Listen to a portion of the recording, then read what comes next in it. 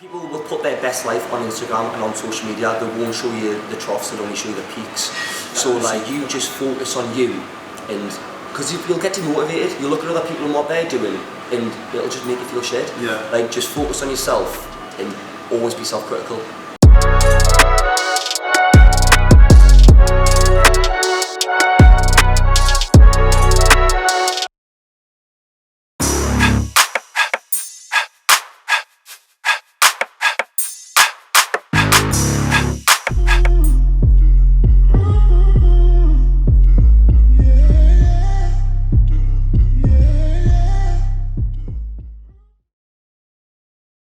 Hi guys, we're joined by Sam from Rascal's Barbershop and Brushing for Sunny Days. He's came in to have a little bit of a chat with us about business, about what he's up to and everything like that. So thank you very much, Sam, for coming in. No bother. And if you just want to kind of briefly give a bit of a background for anyone who doesn't know exactly what it is that you do. My name is SAM Bentham. I am a barber and I own a barbershop called Rascal's Barbershop. And I also own a clothing brand called Brushing for Sunny Days. Both very fashion orientated businesses. The barbershop started up 2 years ago. I come from a hairdressing background, and then later on got into barbering, so my barbershop's kind of a mixture between hairdressing and barbering, which is kind of like my niche. And then my Brushing for Sunny Days is a streetwear clothing brand, something that I'm massively into clothes. It's just something I want to do, so yeah. So I first met Sam, first started getting my hair cut at Sam's place around about 1.5 years ago. Kind of went in and just straight away really loved the kind of vibe that the shop had. Obviously got speaking to Sam all that time ago, and even in the past year, just seen massive improvements, massive changes as well in the shop. It's always kind of getting better. Yeah. There's always new stuff coming on. He's launched a clothing brand which is doing really well. So I just wanted to get Sam in and speak to him because it's very obvious that he's doing something very, very well. I've even in that time seen his social media following grow kind of week on week. Yeah. It just every time I kind of go back on his profile, he's gained an extra couple of thousand followers, which is obviously meaning that he's doing something well within that kind of barbering industry and fashion industry as well, because a lot of people seem to be looking to him for advice and following his process as well. So I just wanted to quickly ask a little bit like around the shop. Why did you kind of set up a barber shop, and what was the kind of inspirations to all of that? Like, for me, barbering's my passion. So when I first started hairdressing all those years ago, I just kind of knew it was like something I wanted to do. And I don't like being told what to do. So at some point in my life, I was always going to end up starting up my own business and doing things my way. A couple of years ago, well, about 3 or 4 years ago, I was on Geordie Shore. And when I came off Geordie Shore, that was kind of like my perfect opportunity to then start a business. I went from having a job, I'd quit my job, I went on Geordie Shore. It was short-lived, but it then gave me that opportunity of when I got kicked off, it was like, right, what do I do now? Right, now is the time to do it. There was no point going back to another job because then I was just going to be stuck in a job again. That was kind of the kick in the arse. I needed to start my own business. Yeah. And when I started, like, I come from a background where like my dad's ex-forces, very strict, very driven, very hardworking, and I kind of didn't realise I was like that until I started my own business. So when I started my own business, that's when that kind of kicked that into gear for me as well. Yeah. So since I started, I've just not stopped working. I think when you get into your own business and when you start working for yourself, then you realise that if you don't do it, nobody else will. Yeah. You either get into working for yourself and you find out what sort of person you are. Yeah. You find out if you can trust yourself. Yeah, totally. Well, that's where your drive comes from as well, because like everything's dependent on you. Like, you're not just going to work and then going home and don't have to think about it again. You're going home and then thinking about, right, what should I be doing now? Like, what can I do to improve? Like, all the days blend into one. Like, there's not, you don't have your Monday to Friday anymore. Yeah. It's just 24/7. Yeah, I think it is like that, and then obviously the reward from it is you don't get that sort of satisfaction from another job. Like, yeah, you'll do well in another job and you feel good and you obviously get praise, but when you're actually doing something for yourself, you do feel so good. So it's the feeling you get though as well from from like doing things for yourself, and when you start doing well and you know it's like, and it's all on you, and then you've got the freedom to do whatever you want. And then I think now I've got the confidence to like kind of go into anything that I want to do. Like, I'll think about it. If I think it's a good idea, I'll go ahead and do it, and I'll go into it with the confidence that I know what I'm doing because I've now started a business. I feel like when you look at businesses from the outside in, before you work for yourself and before you have your own business and move on to other businesses as well, you just assume that there's some X factor that you need in a business. Like, you need to be a big corporation with loads of money behind you and have things in place. And then when you actually start your own business, you think, actually, although it's time consuming and it's hard work, the actual concept behind it isn't what's hard. It's not what you think it is. I think before you have your own business and you look at a business, you can't understand what's went into it. And I think once you've done it, like now, I do it all the time. I do it with my friends, and we'll go into somewhere and I'll look around and I'll go, right, how much did that cost? Right, I wonder what like insurances they need. I wonder how much the rent was to start off with. How many staff have we got? Like, and I'll just think of the process of opening that business and how much it would cost. And then I always think like, that's something I would do. Do you know what I mean? I'll always go into a business and look at it and try and break it down myself in my head. And I think that's one thing I genuinely love about business, is like having that and like having be able to just go into somewhere and start breaking it down. Yeah, it's the building process as well. I think that's what I like the most about business. It's almost like being a kid again and building something up from the start, and like you're seeing it develop and you're seeing it grow. I think that, like what you've just said there, I think if you're the right sort of person and you're confident and you can jump into anything and you feel like no task's too big, people will recognise that as well, and there's so many people who are willing to help you out. If you go somewhere with an idea, like if you approach the venue with an idea, you're confident, you're motivated, you're the right sort of person, you'll put the hard work in. Like when you said, how much does it cost to actually get started up? Other people will kind of help you out with it. If it's free rent for a little bit or whatever, if they can see the... It's not just that, it's other, like, people you've got around, you've got friends, like, you've got friends and you've got contacts, like the people you have around you. Like, I will always make the effort to help other people because there's been so many people who've helped me, like, selflessly, and they've just helped us just off their own back because they've got their own business. So I know, because I'm grateful for that, I will always be there for anyone who needs help me. Because I've got a big social media following, I get people ask us, how much is it for a post? If they're a friend, I'll just say, don't worry about it, mate, I'll just do it, like, I'll just post it, like little things like that.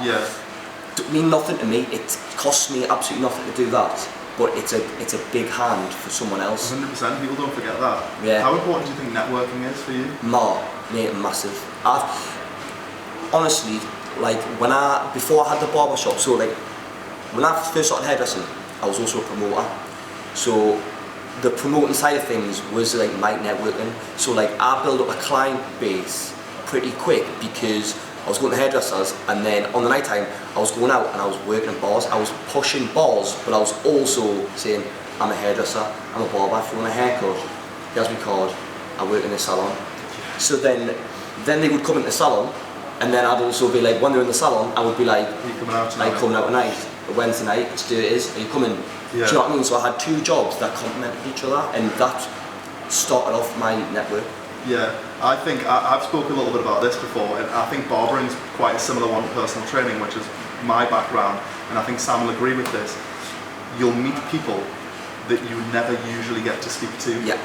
People who are in different, for me, personal training, I was speaking to lawyers, doctors, dentists, business owners, consultants, accountants, people that generally wouldn't have spoken to me when I was like 19, 20, but they were with me for a couple of hours a week. They were in the chair with you for an hour. You can pick their brain. Yes, you took the words out of my mouth. I was going to say, pick the brain. Aye. And like, if you've got a normal office job, you're not meeting these people on a day-to-day basis, and when you're getting an insight of professionals like that, even if you can take one thing away from them and the whole time you know them, can be a massive advantage to like whatever you do. And as well, you're their expert for that time. So you completely level the playing field. While they're in your chair, you're the expert and they're there. When I was personal training with them, I was their expert. They might have been 20 years older than me, and 100 times more accomplished. Yeah. But I was the expert, so we were speaking to each other as equals. So they helped me out as an Yeah. equal. Like, I've got a person, I've got an accountant, I've got a business consultant who does something in that area. You want to get into that? Yeah. And they just do that because you're providing them with a good service, and you've got to be kind of likable and take an interest in them. But they will help you. And I'm sure I saw you once. Were you cutting the guy who owns where you're in? Charlie, yeah. Charlie Hod's mint bloke, really down to earth bloke.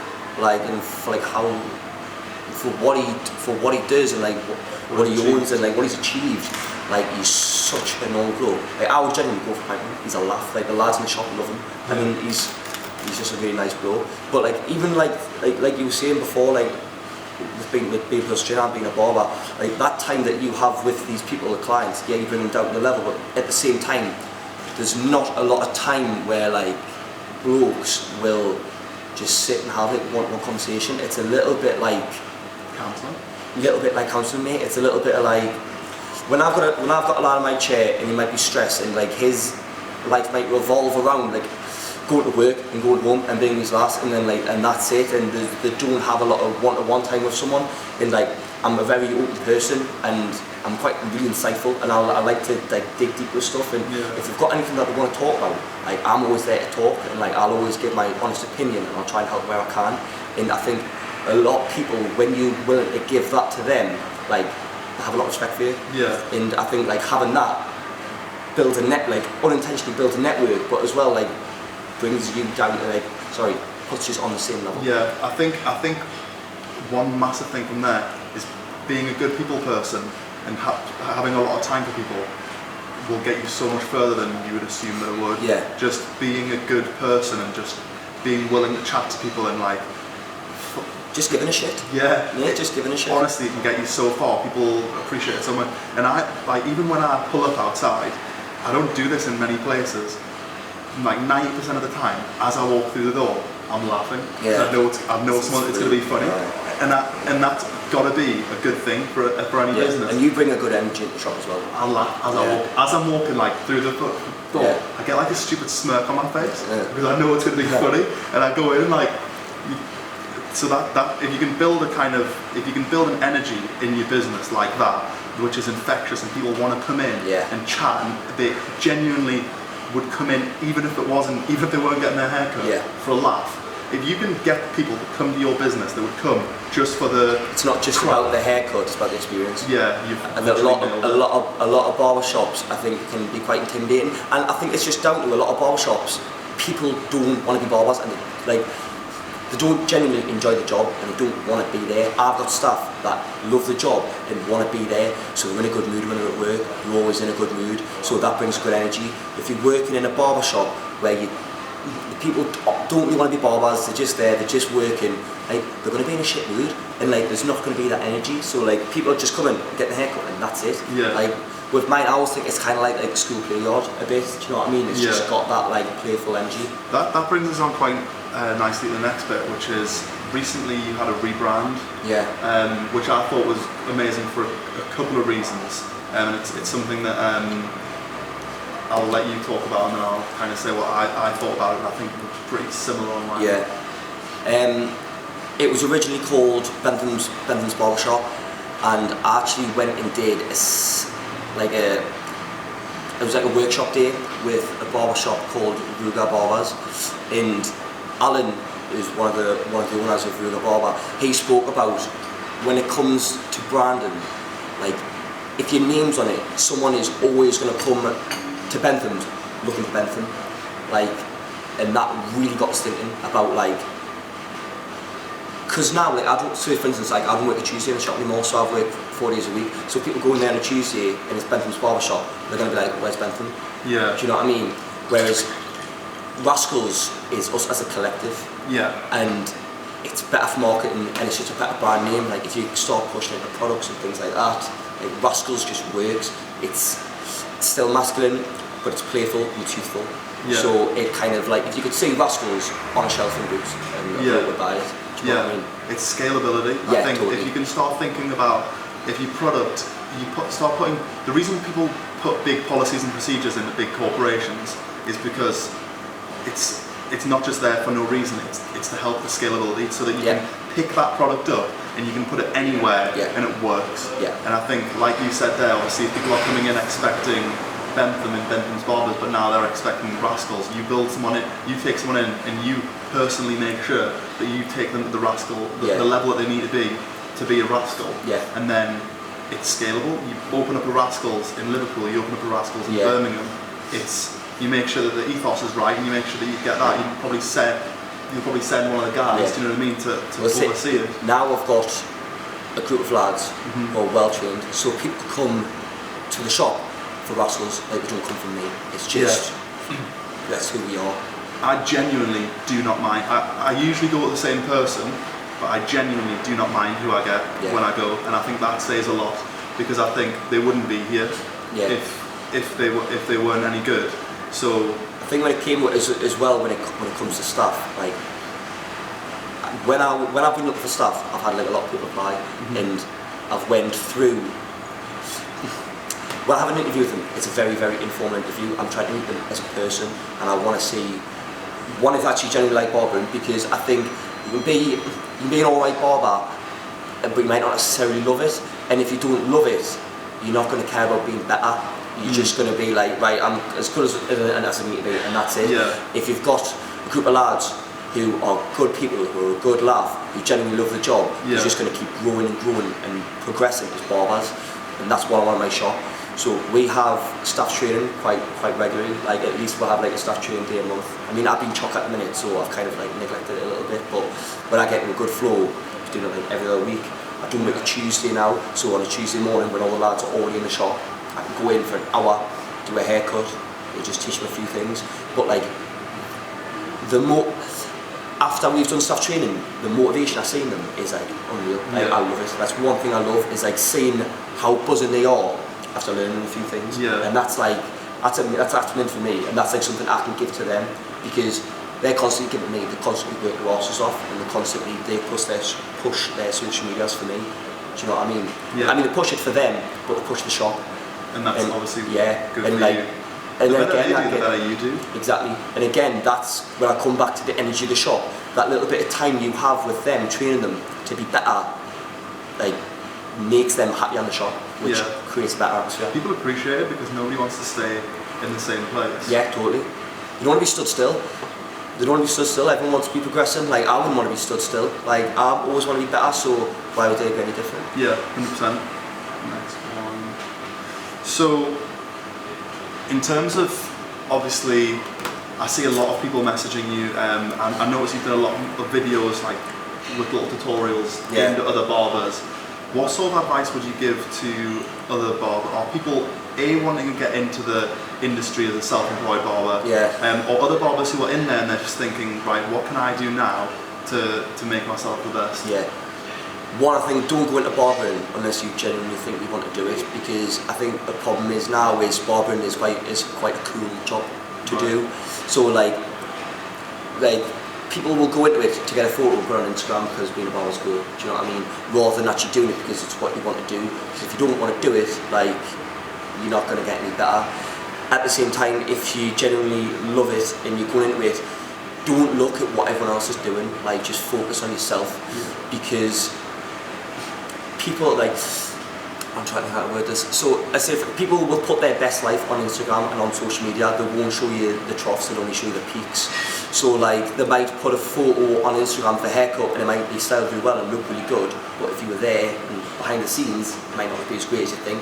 So you might be criticising yourself on someone else's work when it's not actually like as good as it's portrayed to be. That's just a snapshot. So you just focus on you, and because you'll get demotivated. You'll look at other people and what they're doing, and it'll just make you feel shit.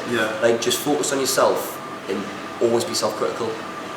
Like, don't look what everyone else is doing. You just focus on you and just look at things and think, I could do better at this. I could do better at this. I think another thing as well, like, it's probably, you were saying before about how all of your barbers seem really happy doing what they're doing as well, and it's you're getting customers in who are genuinely like really happy with the product as well, and I think that really helps you feel good. And talking about what you're talking about there, saying don't look at everybody else, like focus on what you're doing. I think one of the things with the guys in the shop and what Sam does as well that I think sets them apart from everyone else, and it's what Jeff Bezos said Amazon does. Yeah. Everyone else focuses. Jeff Bezos was saying everybody else in that industry focuses on what Amazon's doing, Yeah. and Amazon focuses on the customers. Oh, right, yeah. So Amazon focuses on their customers and what they want, and I think that with the guys at Rascals, they're very heavily focused on what the actual customers want, making them feel good. Yeah. And I think that has a big impact on why it's so successful, because if customers genuinely leave happy and like they've had a good service, they've had a good time, there's other products offered to them and stuff, you're gonna That's just going to make it cool. Yeah. Perfect. Right. So you said that you obviously came out of Geordie Shore and you are ready to get into doing your own thing, and that's when you realised how kind of focused and motivated you were. I don't think you really realised how like good you can be until being good's the only choice that you've got. What's your kind of routine? Do you have any? I'm a total creature of habit. So like I stick to the same routine, and I'm one of them where like if I don't have any routine, I get agitated. So I like to do the same thing every morning. Do you know what I mean? Like say for instance, if I'm off on a Monday, I'll always go to the bank on a Monday morning. You know what I mean? Like things like that. If I've got things I need to do on a Monday morning, they'll always be done on the same day. Errands are always done on a Monday. Like I always do the same thing after work, same thing before work. And I just think having a good routine makes you as efficient as possible. So if there is other things that you need to put in there, you've already got your routine and you can slot things in better. I always just try and be as efficient as possible. Yeah. And I know you obviously train a lot. You train quite a bit as well. Do you feel like that's important? Yes, at the minute I'm not training as much. I think at the same time as training being important, it can suck up a lot of your energy. Yeah. At the minute, I don't have a lot of energy. Yeah. So if I train, like I'm just drained. Yeah. So I'm trying to like hold back from it a little bit at the minute. I think it's mainly just with the clothing brand. With starting that off, that's sucking up a lot of my spare time. Which spare time I would have been in the gym. So, but I mean, I still eat well. I still maintain like a good diet and things like that. I still do a little bit of training. I try and do like once a week. Yeah. So I feel like I've been.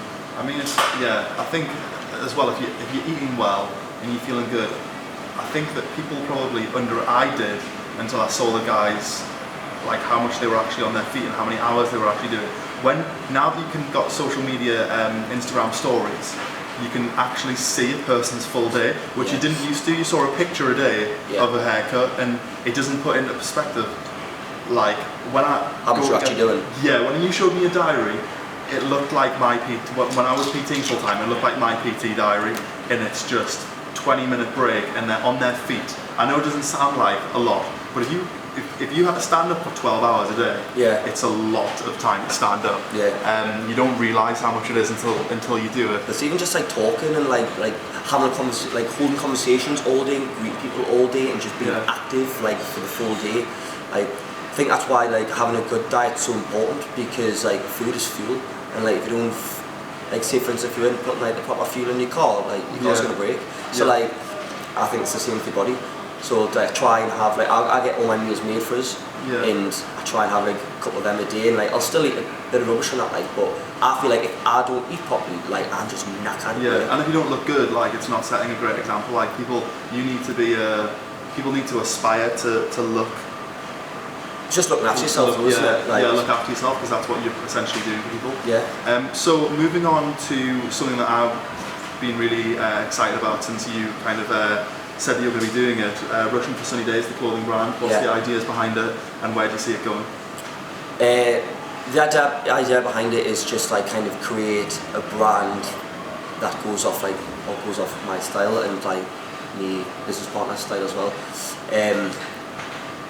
I've done a lot of photo shoots in the past, and I've worked with a lot of other brands, and it's one of those where like when I was talking before about breaking a business down and like kind of looking into it and like what would I do, it was one of them. It was like I would do this, like I would use this model, I would use this location, like I wouldn't use that material, or I don't really like their images they're using on the branding, and it was just like something that works so well with the barbershop. Like it's something I can push through the barbershop really well, and it was just I'm a lover of fashion, and if I've got a passion about something, like I want to kind of like Yeah. I want to work on it. So it just felt like kind of like the right thing to do was just like to start a clothing brand. What's the overall plan then? Where do you see yourself kind of going with the barbershop? What's your aspirations in regards to the barbershop, which is obviously doing really well, and then the clothing brand, which is probably even more scalable? Yeah, than definitely.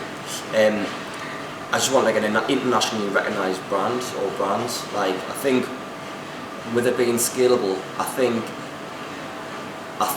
Rascals can be just as scalable as what the clothing brand can be.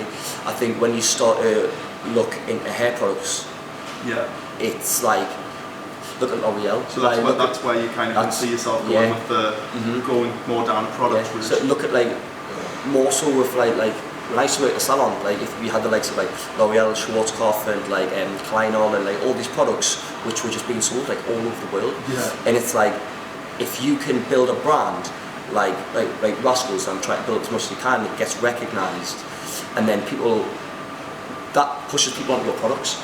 So before you know it, like you could have an internationally recognised product. And I think men's brand, I think as well, obviously you know your L'Oreals and things, and they tend to be aimed a lot more at women. Yeah. But I think that a growing market is men's products. Oh mate, like men's. If you look back 5 years ago in barbering, like men did not really care about the hair as much. No. Whereas there's so much more style involved now in barbering, whatever it was. Like, I mean, like lads are looking after themselves better, they go on the sunbeds, look after their eyebrows, like look after the skin, like look after the hair. Like lads care now, and if you can get in there, and that's why like with Rascals, still making it masculine. Do you know what I mean? So like when you sort of go into skincare and you go into hair products and that, like men are more like, say for instance you've got like some Bulldog, which is like skincare products. Which is what I buy because it's I get confused. Yeah, I get confused as well by the ones that are obviously like aimed at women. There's the men's one like kind of tell you in men's terms what it does, whereas the women's ones it's like a lot of words that I don't actually understand. Well, a lot of men don't want like a women's product on their shelf at home if it's like got pink packaging or whatever. But like if you've got Bulldog on you, I feel like you know what I mean. You're still a bloke. It's like moisturiser, but it's Bulldog moisturiser, so you're still a bloke. Yeah. It's the same with Rascals. I think it still looks masculine, but it just works really well. I just think even if you think of like teenagers as well, like Rascals works for teenagers. Yeah, and everyone wants to remain like all guys want to kind of remain. You want to look after yourself. Yeah, but you want to kind of remain like a rascal, don't you? Yeah. Like, well, it's just we all are deep down. It's a young Rascal's just a young mischievous lad. And I think all lads can relate to that. I don't care how old I get, I'm still going to be a young mischievous lad. Mate, I mean, I'm pushing 30 and I'm still getting Rascals. You know you don't look 30. Thank you. I think that's pretty much summed up a lot of the things that I wanted to kind of find out, and I think watching this video in a year, like when I watch this video back in a year's time, I've got absolutely no doubt, seeing what's happened in the last year, that some of those things that you're talking about, like your aspirations, you'll have hit them already. Yeah. Because I think that. Thank you. Yeah, I think that from what I've seen and how even your Instagram going up like 15,000 followers in the space of 2-3 months. Yeah. Like I don't know if everyone notices that, but from someone who works in digital marketing, I noticed that, and it's very, very obvious when I'm looking at other people who I wouldn't ever brand like put Sam in there with people who have been on social media shows because I don't who've been on reality TV shows because I don't like class them as that same sort of personality. I think usually they go in, they get a couple of 100,000 followers, and then year on year it drops and it drops and it drops and it drops. For Sam to go in, I think it dropped a little bit if I remember correctly. I think when I came out it was on 80k, and then like I didn't put social media and it dropped to 60. You lose the 13-year-old girls. It dropped to 60, mate. Yeah. So they're gone. Yeah. And now you've built that back up on people who are engaging in your posts, people who, you'll see people with a couple 100,000 followers with sometimes in the hundreds of likes on their pictures. Yeah. You see some with not as many as them maybe, but they're all engaged. They're people who are genuinely interested in what you're doing. So that's why I know that when you put something on, the people who you've got, you're better off having 120,000 people who are interested in you and who are probably from around this area or close to and are genuinely interested in barbering or fashion, rather than have 1 million followers but only 1% of them are interested in fashion, 1% of them are interested in barbering. Yeah. The rest are there because you look good. Obviously it's good if they are there because you look good, but they're not customers. Yeah. They're just people who think that you look good. I think people just buzz off a number as well. Yeah. Like a follower's number. Yeah. So yeah, really excited to see what happens with Sam over the next 12 months. And I'm ducking and dodging the camera.